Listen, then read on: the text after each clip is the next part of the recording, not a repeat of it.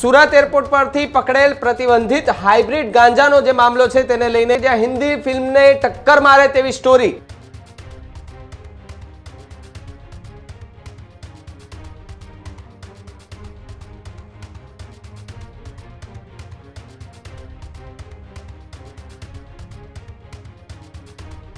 Bag આખું તોડી મરોડીને જોયું ત્યારે ખબર પડી કે આની અંદર ગાંજો છુપાવેલો છે।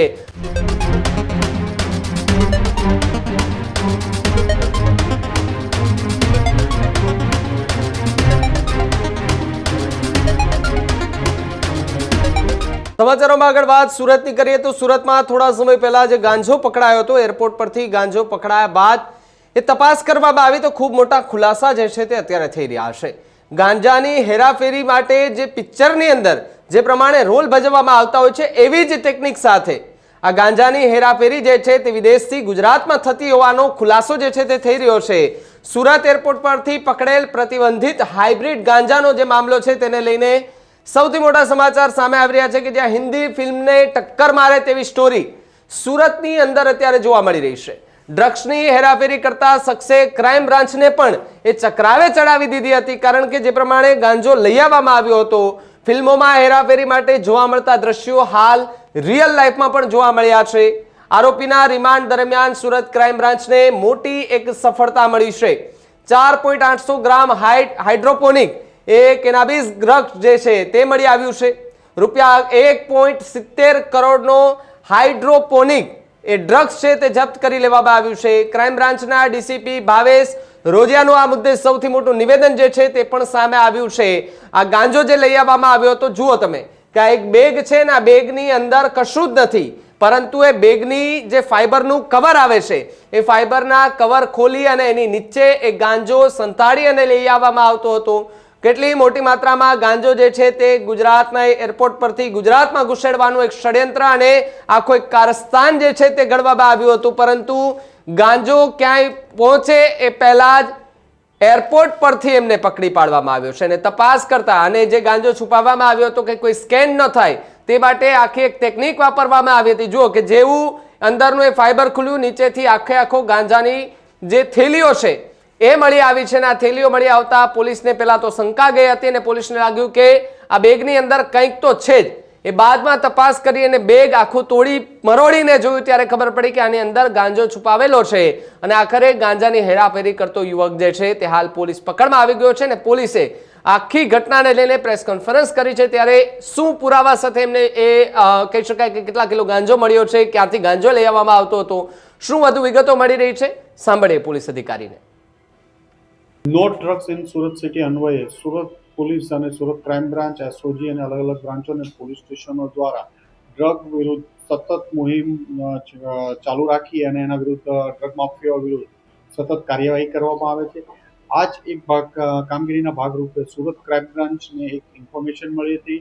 17/11/2025ના રોજ એક બેંકોકથી સુરત એર ઇન્ડિયા એક્સપ્રેસની ફ્લાઇટમાં એક જાફર ખાન મોબાઈલવાળા નામનો માણસ ફ્લાઇટમાં આવે છે અને એની પાસે હાઇબ્રિડ ગાંજો છે। આ બાતમી આધારે સુરત ક્રાઇમ બ્રાન્ચની ટીમના પોલીસ ઇન્સ્પેક્ટર SM પરમાર અને એની ટીમ દ્વારા એરપોર્ટમાં એમને પકડવામાં આવ્યા હતા અને એમની સર્ચ દરમિયાન 4 કિલો જેટલો હાઇબ્રિડ ગાંજો મળી આવ્યો હતો।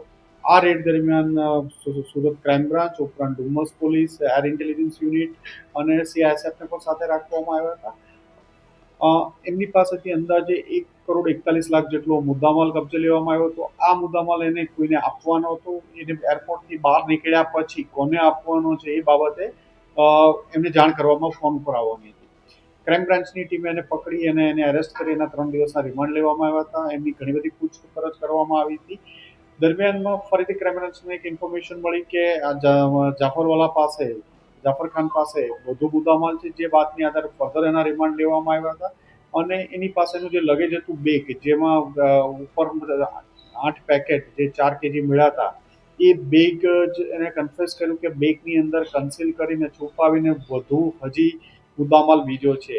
જેથી પંચો અને સરકારી પંચો વિડીયોગ્રાફી અને બધાની સાથે રાખી અને ફરીથી એકવાર બેગની સર્ચ કરવામાં આવી હતી। બેગની ઉપર એક ફરીથી બીજું બેગનું કવર લગાડી દેવામાં આવ્યું હતું બેગની ઉપર એમાં ટાયર ને ઉપર આખી બેગ કેવિટી બનાવી અને છુપાવવામાં આવ્યું હતું। એમના ઉપર એમણે કાર્બન પેપર મૂક્યા હતા, જેથી જે બેગેજ સ્કેનરમાં આ ડ્રગ્સ છે એ સ્કેન ન થાય અને આરામથી પાસ થઈ શકે, એટલે એ પણ એને છુપાવીને કબજે કરવામાં આવ્યું હતું.